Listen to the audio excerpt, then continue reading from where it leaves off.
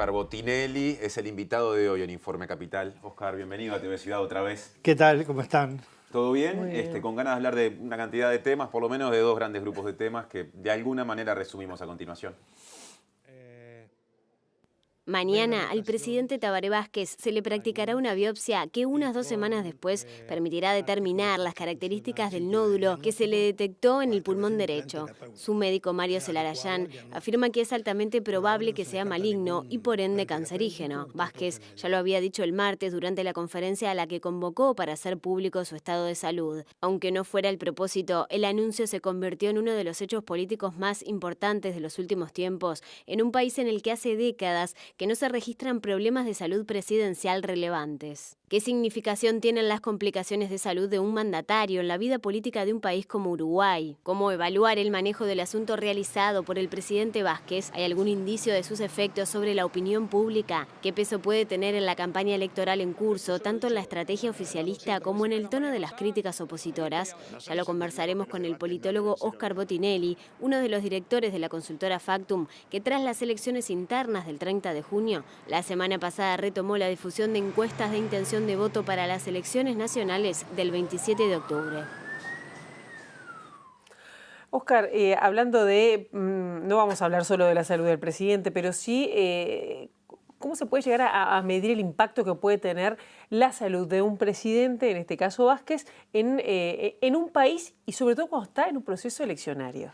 Bueno, digamos, primero, acá hay que diferenciar tres aspectos. Uno es el aspecto personal, otro es el de Estado y otro es el político, propiamente dicho, que repercute en la campaña electoral. El tema personal no es lo mismo en Uruguay que en otros países, sobre todo en América Latina, donde el presidente puede tener las dificultades que tenga y lo respetan o no lo respetan con mucha crudeza.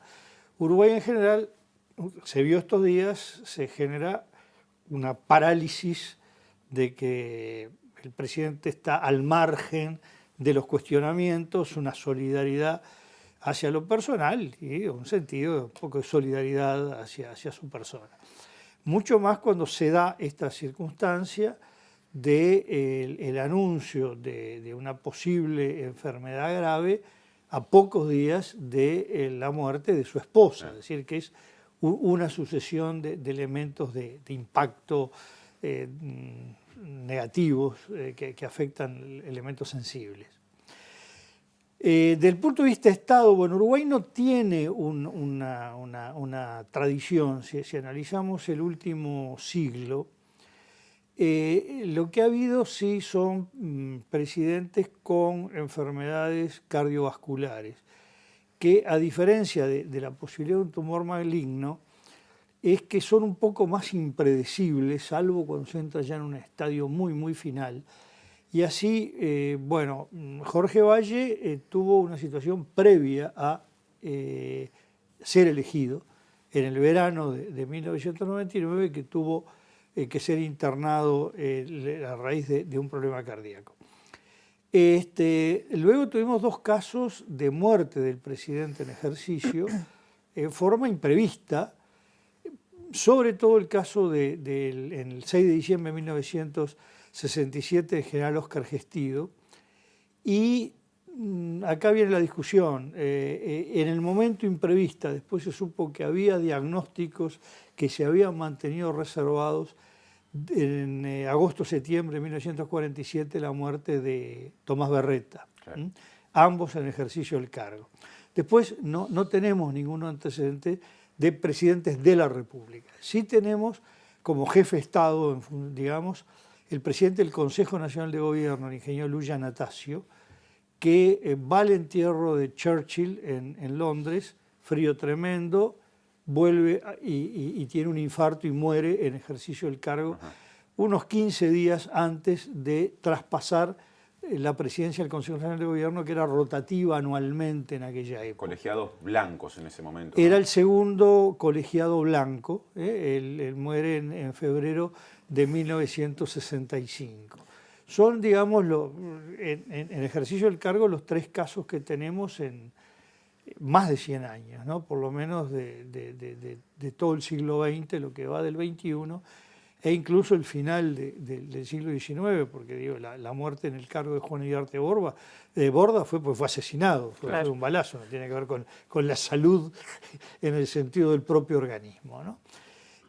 Por lo tanto, para Uruguay es un poco inesperado. Hay sí muchos casos en el mundo donde acá ha habido una situación, una elección que hace el presidente de la República de transparentar inmediatamente su estado de salud, lo cual parecería acorde a los tiempos que están corriendo, donde se exige mayor transparencia y la información es mucho más inmediata. Un caso opuesto es el de François Mitterrand, que se sabe de su enfermedad, un cáncer, al final de su mandato, pero que después se descubre que hacía mucho tiempo que lo tenía y que eso había sido ocultado por un largo tiempo. Yo me acuerdo cuando, Oscar, discúlpame, cuando Valle en su momento se tuvo que hacer estos estudios, estuvo internado, se había debatido en Uruguay el tema de la salud del presidente, qué tan público tenía que ser. En Estados Unidos, pienso, hay como mucho más protocolo respecto a la salud presidencial, sí. Y acá después no se tomó, sí se entiende que la salud del presidente es una cuestión de Estado, bueno, pero no hay un protocolo. Y en el caso del presidente Vázquez, claro, incide en que él ha tenido una impronta personal con respecto a la enfermedad. Bueno, lo del protocolo es algo discutible. Primero, de Uruguay habría otro caso a nombrar sin consecuencias, que fue que Luis Valle Berres, que asume la presidencia de la República, siendo elegido vicepresidente por muerte de Tomás Berreta, visitando Estados Unidos, tiene un infarto, ¿no? Pero, no, perdón, estoy traspapelando. Cuando era presidente del Consejo de Gobierno. Posteriormente. Estamos hablando a partir del año 55, que tiene un infarto o algo por el estilo. Uno no es médico. Claro. Los términos médicos los debo usar mal. Tuvo un problema cardíaco importante que fue incluso atendido en el sentido humano, personalmente por Dwight Eisenhower, con el que estaba. Sobre Estados Unidos, hay un libro de esos tantos que a uno le han desaparecido de la biblioteca y no sé quién se lo habrá llevado, que se titulaba Aquellos enfermos que nos gobernaron.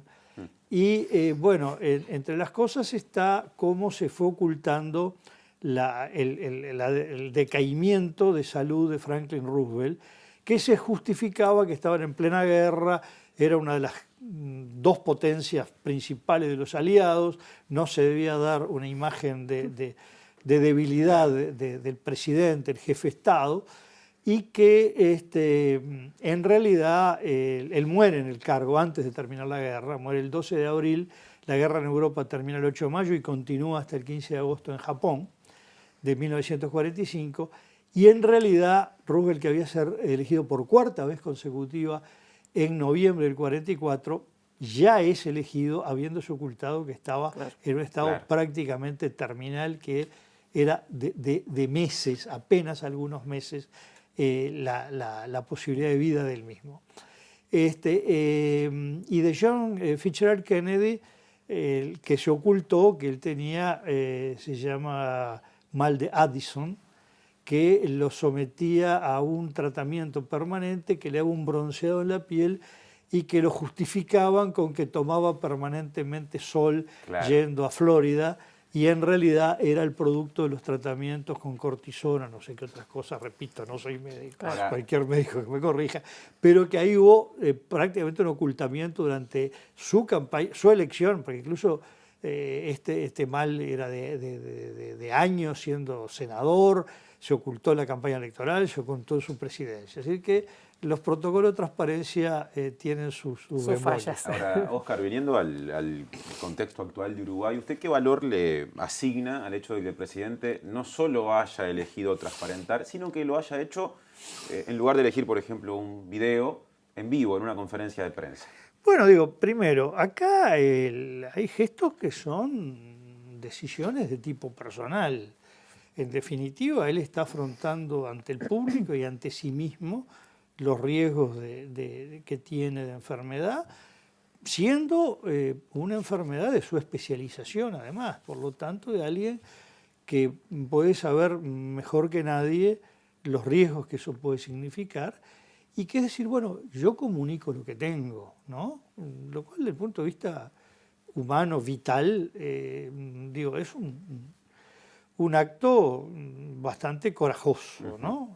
Requiere bastante coraje de asumir una situación y de compartirla con el pueblo al cual representa, ¿no? Y obteniendo del sistema político una reacción acorde un poco a lo que es una tradición uruguaya de que más allá de diferencias políticas hay un respeto a la persona, que como todo gobernante tiene facetas positivas y negativas, pero además facetas que para unos son positivas y las mismas facetas para otros son negativas, porque una sociedad plural tiene puntos de vista distintos, pero que todos confluyen en expresar el respeto a la persona y a esa actitud de claridad y transparencia que tiene ante su pueblo, ¿no? ¿Puede cambiar, digamos, ser un elemento decisivo en la campaña electoral de que las críticas sean más tenues o la figura del presidente en este caso va a estar corrida y no va a estar en el centro? No, yo creo que lo que va a haber es una eliminación, un cese de lo que puedan ser ataques que confluyan en la persona del presidente, no así en el gobierno. Va a haber un juego seguramente de la oposición, estos días ha estado todavía muy callada, por ejemplo, cosas que se decían, el gobierno tiene timón, bueno, va muy directo contra el presidente, ¿no? Que más bien sea el gobierno o anda a la deriva o se equivoca, que van a ser ataques colectivos a un gobierno despersonalizado, o probablemente en algunos casos la oposición vaya a enfocar los cañones directamente sobre ministros específicos, ¿no?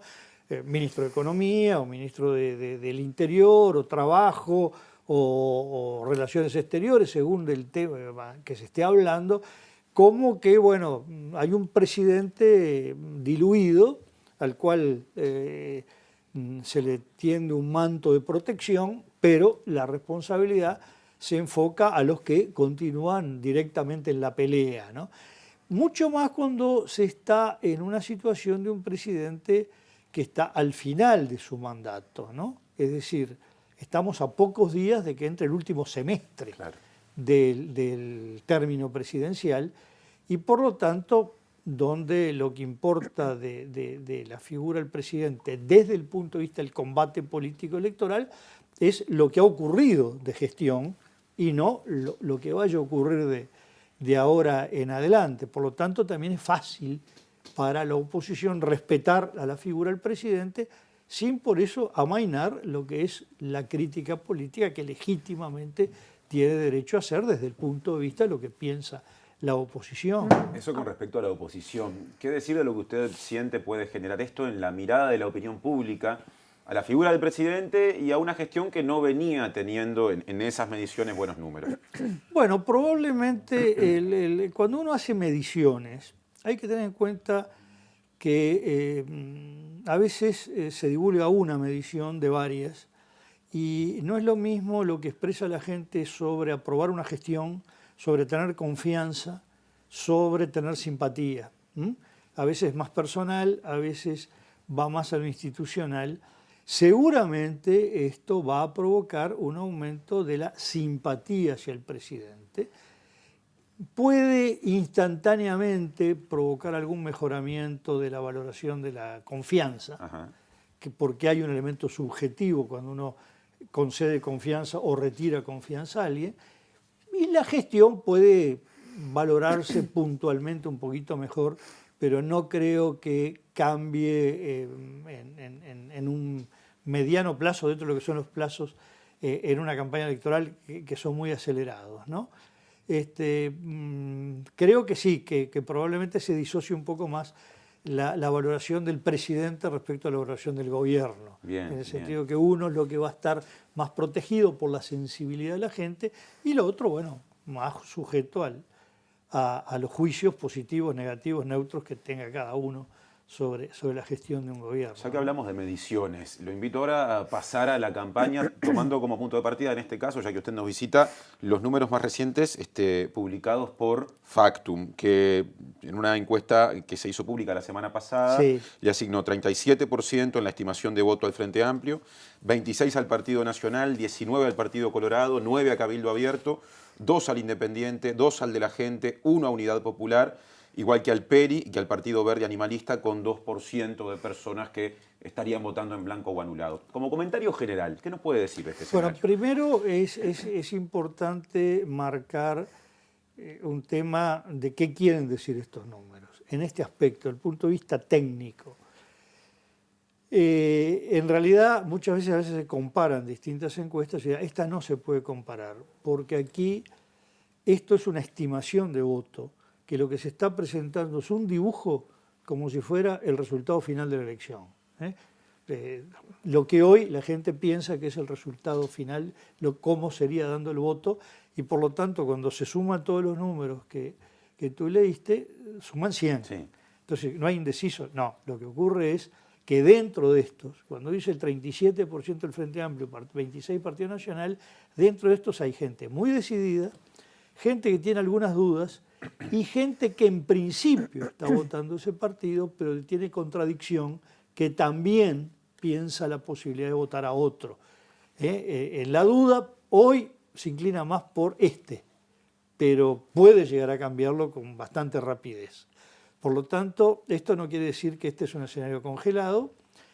Dentro de estos 100%, más o menos un 9% que tiene algún nivel de vacilaciones, de contradicciones sobre todo, más otro 4% que tiene una orientación clara a un partido, pero todavía no afirma que el voto termine siendo eso. Así que lo que podemos decir, el área de disputa, bueno, va a ser en un 13%.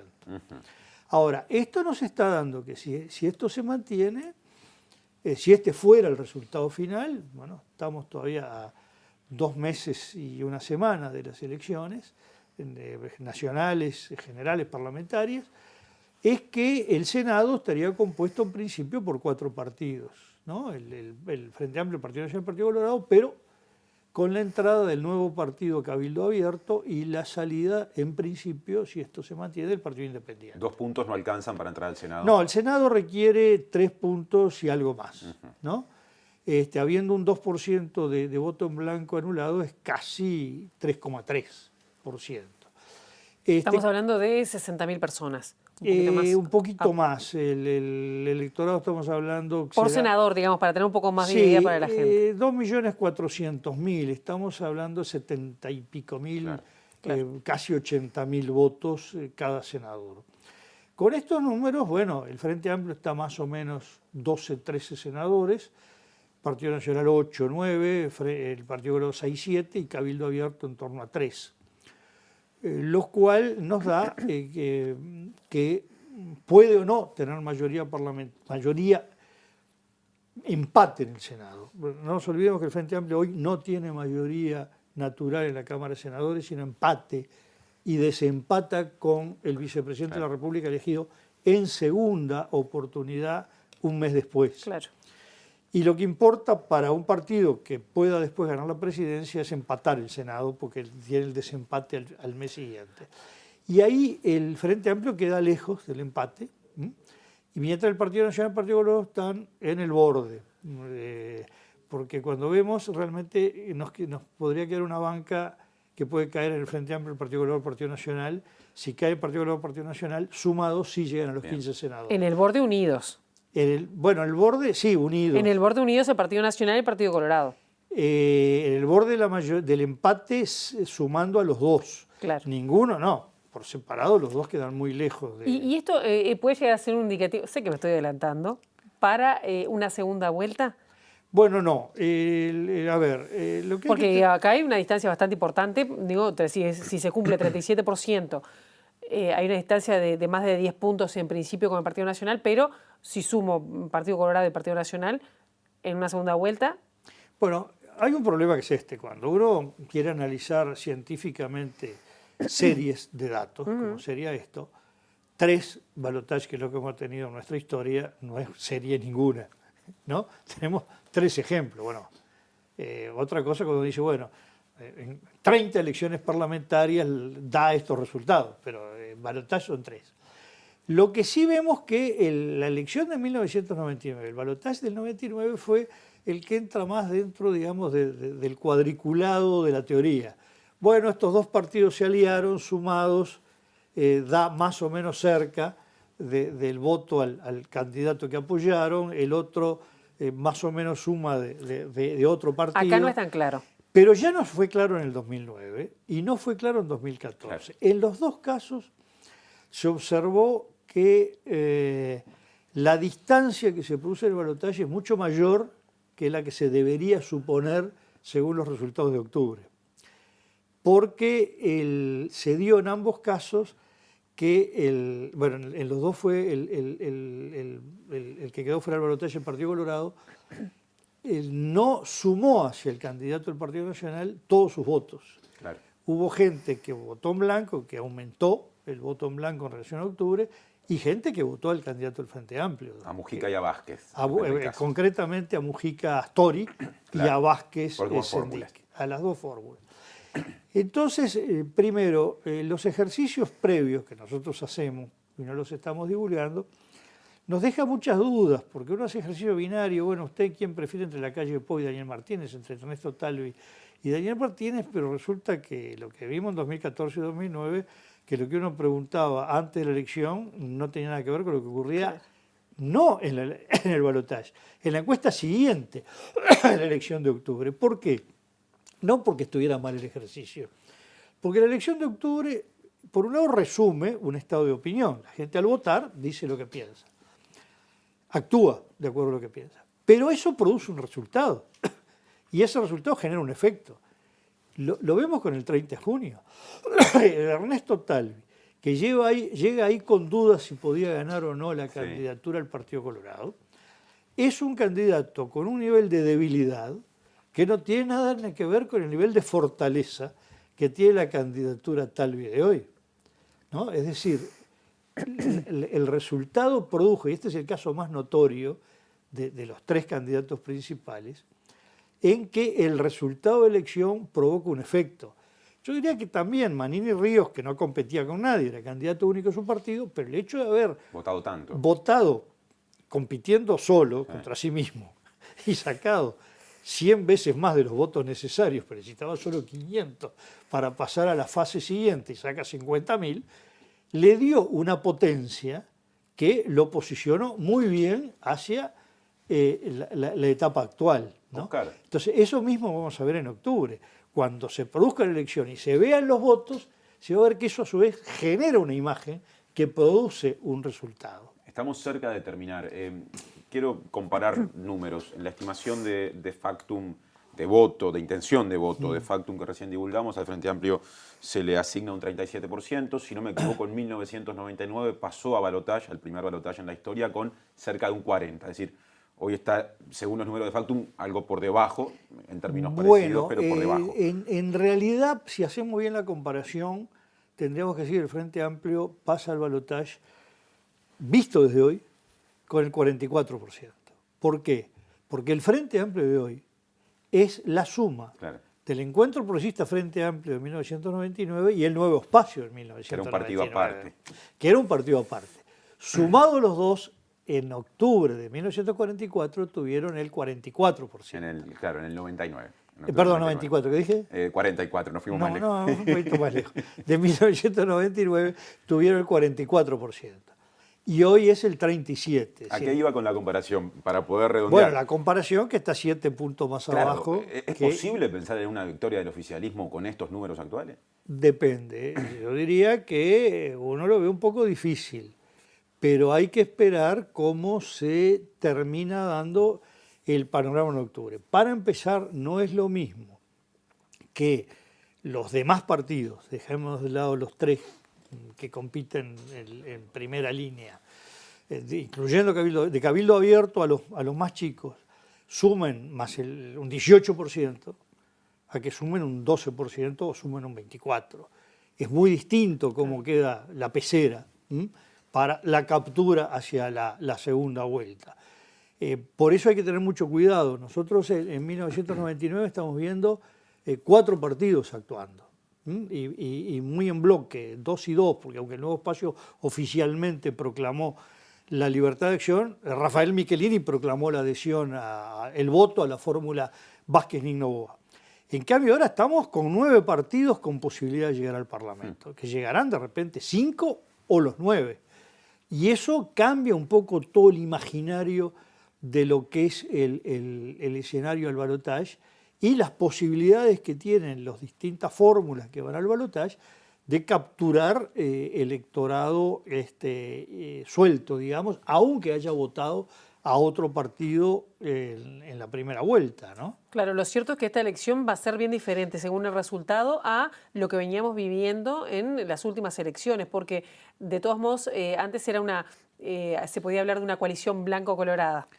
Ahora hay más partidos en juego y los acuerdos programáticos o los acuerdos electorales van a ser entre más partidos. Sí, da la impresión de que vamos a llegar de un lado con el Frente Amplio solo, en principio, y del otro lado con un acuerdo más fuerte o más débil de Partido Nacional, Partido Colorado, Partido Independiente y eventualmente Partido de la Gente, pero con un partido Cabildo Abierto que va a estar fuera del acuerdo, pero ya diciendo que vota en contra del Frente Amplio, ¿no? Este es un poco el escenario. Luego quedaría Unidad Popular, PERI y el Partido Verde Animalista, que aparecen como una oposición al Frente Amplio, pero distinta. La otra podemos llamar una oposición sistémica, dentro del sistema, y esta es una oposición contestataria. Contestataria a todos, pero evidentemente más recostado a la izquierda, y por lo tanto donde sus votantes pueden llegar a tener una mayor afinidad personalmente, aunque los partidos digan libertad de acción o voto en blanco, que puedan tener una mayor afinidad al voto a la fórmula Martínez-Villar, ¿no? Nos tenemos que ir, pero si me dice las tendencias, las líneas, ¿cómo vienen? Bueno, siguiendo en la secuencia de fotos. No, lo que pasa es que esta es la primera foto después del 30 de junio. Entonces, hubo un escenario el 30 de junio que cambia un poco.